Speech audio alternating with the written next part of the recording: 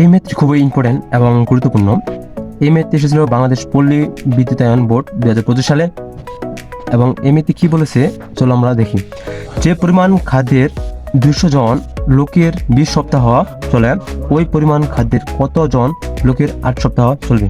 এখানে প্রশ্ন করেছে যে 20 সপ্তাহে চলে 200 জনের, এবং ওই পরিমাণ খাদ্যের কতজন, কথা বলছে যে কতজন লোকের 8 সপ্তাহ চলবে। মানে প্রশ্ন আছে এখানে কতজন লোক, প্রশ্ন এটাই বলছে।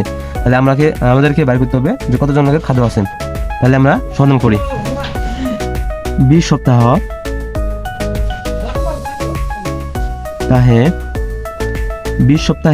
খাদ্য ইস্যুতে চলে 200 জন লোকের,